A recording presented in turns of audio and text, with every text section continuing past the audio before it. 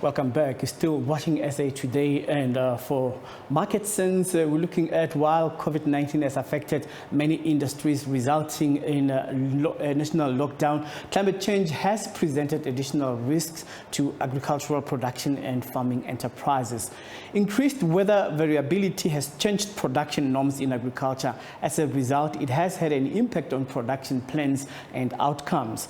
And we are faced with erratic rains, hail, unpredictable diseases, outbreaks, and dry spells that affect the general performance of the sector. So how can farmers be able to adjust in order to survive this volatile environment, as several studies forecast climate change to remain a reality for decades to come? Let's find out from Pertunia Setumo, who is agricultural economist at FNB Agri-Business. Thank you very much for coming through. Hi, thank you for having me. All right, let's start with an overall picture in terms of how the agricultural industry has been affected by COVID-19 so far. COVID-19 has presented its own dynamics. We're looking at, from the agricultural perspective, we're seeing a direct impact on prices. We're seeing a very volatile market, especially on the fresh produce. With the hawkers having been out of business and now they're back in business, and then we're also seeing a high offtake of basic food items on retail shelves that has resulted in input, or rather the price of staple grains shooting up. So it has made the market a bit more volatile than it has been. And also we're looking at the slowdown in the whole logistic environment, from the export market to the efficiency at ports in different markets all over the world where we export to as well. So it has presented different dynamics for each and every subsector of the industry. Okay, so just to expatiate a little bit on the dynamics. I mean, like when it comes to the food industry, even if we have a pandemic, people won't stop eating, you know. I would imagine the flow of sales as demand continues to spike, because many people are they're home, and when they're homebound, they're likely to eat a lot. I was speaking to one of my colleagues yesterday who was saying that every time when they interview people at home during the lockdown, they're saying that even the children at home are eating too much in the morning. The fridge is always open. No, absolutely. I mean, we see it also on the marketing side when we're looking at white maize prices as well. They've shot up dramatically. I mean, we're looking at a price increase of around 400 per ton that is added to the price of white maize.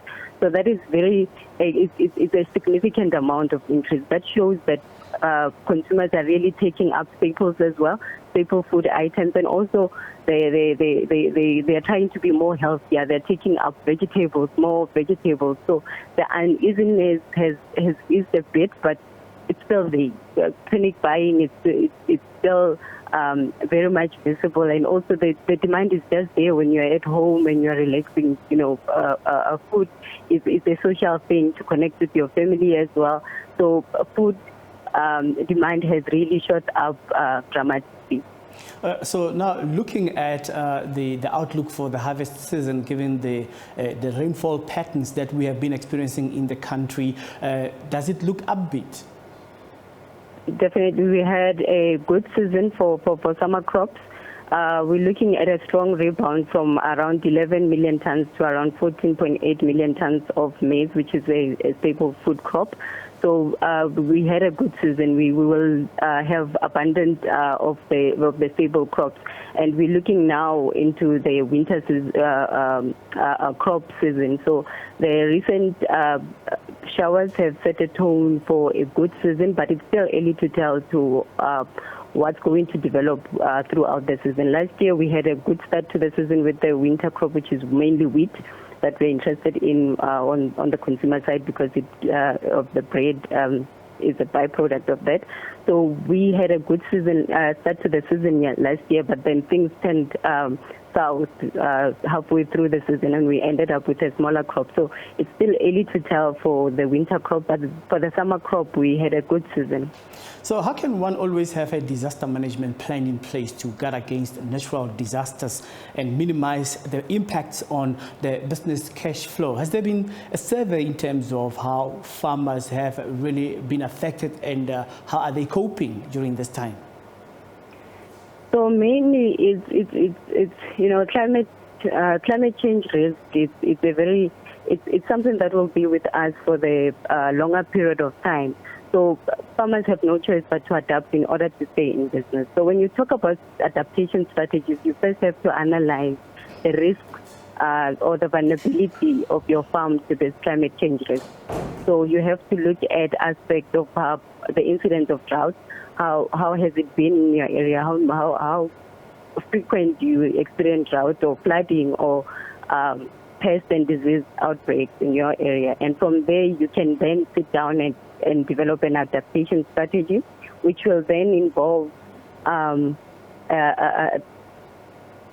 adoption of new technology, like your seed technology, the drought tolerance technology, that will help you actually to stay afloat or to adjust to these environmental changes. We've seen in other areas, windy areas, farmers are adopting net technology, where they have orchards under net to guard against hail and also wind damage.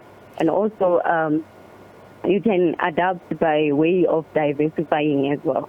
So diversifying meaning you invest in different sectors of either the different system of agriculture. From livestock, you can have your livestock enterprise, and also have your crop enterprise, and also have your horticulture enterprise. That way you're spreading your risk. And also you can also spread that risk through geographical areas from different provinces. So you know that if one area experiences crop failure, the other area might do better. So it absorbs that risk.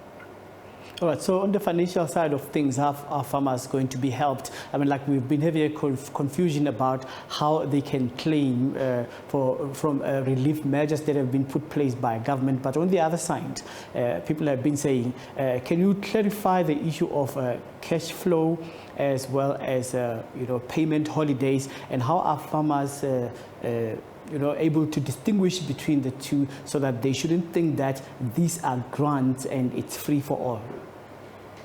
Oh, definitely. So a cash flow holiday will involve that you will be given a breather for several months during this trying period. So you will normally not be charged for that period that they give you. So you won't have additional interest, but you still have to pay back your loan to people that you are in agreement with, your financial sectors. And then the relief funds will basically be in a form of kind of a cushion to your losses. So that one will be analyzed on merit according to the organization that is offering it. Right. Thank you very much for making time to speak to us. Thank you so much. Pertunia Setumo is agricultural economist.